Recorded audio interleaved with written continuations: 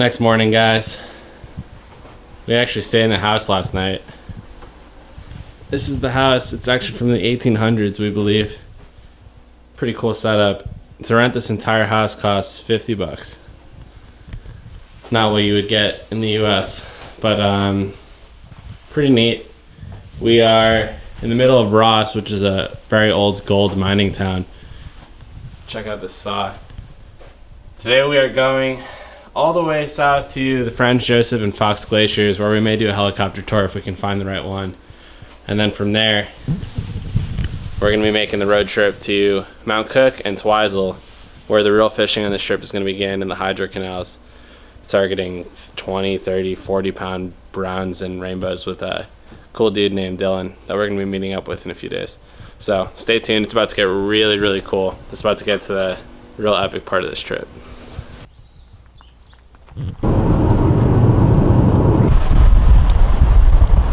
Park, so there's lots more glaciers than just the Franz and Fox. They're sort of more. Alright guys, so the helicopter trip's a go. We're actually going to do a heli landing in the snow at the bottom of one of the glaciers, fly around Mount Cook, fly around a bunch of different glaciers as well. So this is going to be just really epic. But first of all, I'm bringing you guys to a glacier river that is just the byproduct of all the glaciers in this region. Water is aqua blue, as clean as can be. And the guy that we bought the flight from told me that in here is still loaded with brown trout and salmon. I mean, this stuff is just so freaking cool, man. I'm geeking out even though I haven't been fishing at all. By the way, guys, most budget friendly traveling sandwich when you're dropping tons of money to fly in helicopters: peanut butter and banana sandwich. It's the way to do it.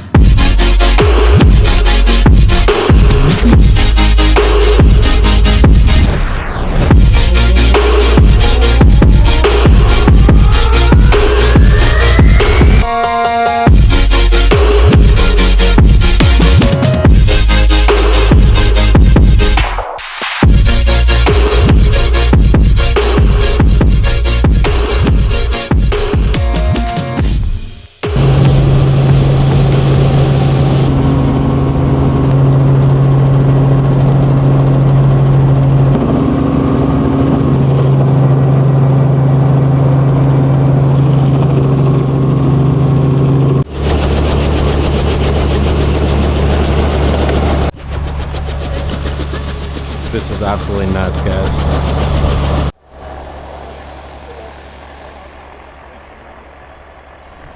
Jeez. That is nuts. Okay guys, just got off the helicopter, now we're on the road again. That was so epic. We landed on a glacier and we're standing on top of 200 feet of packed ice. Maybe even more, 270 feet, because he said 90 meters. That was one of the cooler experiences of my life for sure. And just seeing Mount Cook and probably 30, 40 different glaciers that we just observed from the air was something that anyone whoever makes it to New Zealand needs to cross off their list. Absolutely worth it. All right guys, check this out. We're in a closed waterway, so no fishing.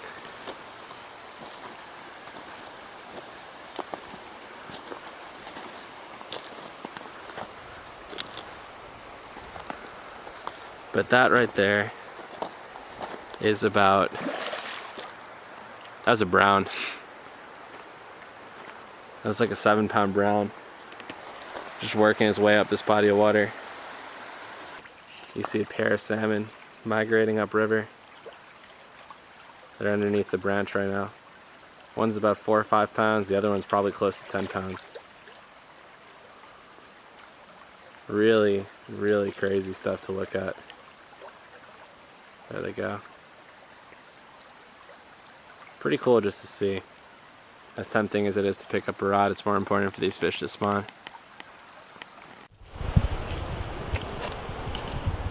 This is pretty sad. Wow. That's just insane. There's like almost nothing left in the spot. You used to be able to just walk onto the glacier for walks, and now you can only get there by helicopter because it's receded so much.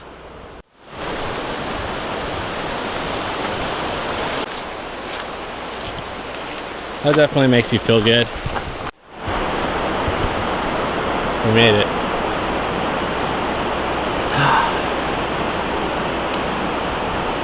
Gotta say, it's underwhelming compared to what this thing was a few years ago.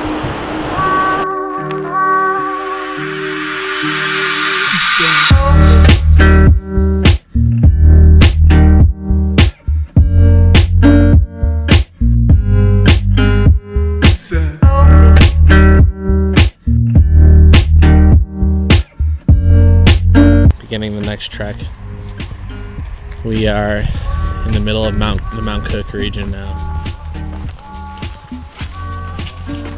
Doing a Hooker Valley hike. Pretty easy hike, but one of the longer ones we've done this trip. That's just epic. Sick.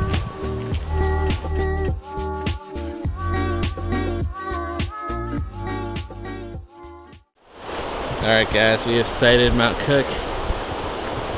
Pretty epic view. Wonder what the name of this one is.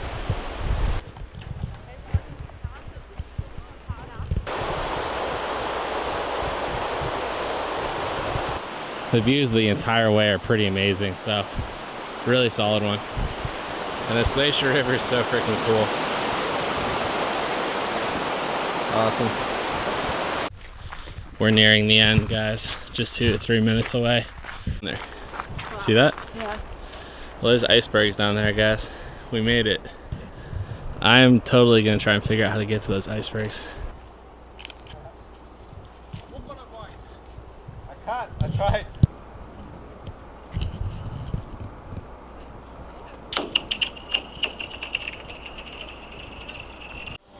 That guy's onto something.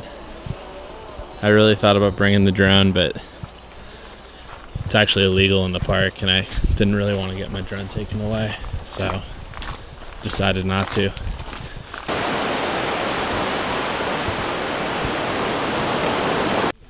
We finally made it. 14 miles later. Oof, intense hike.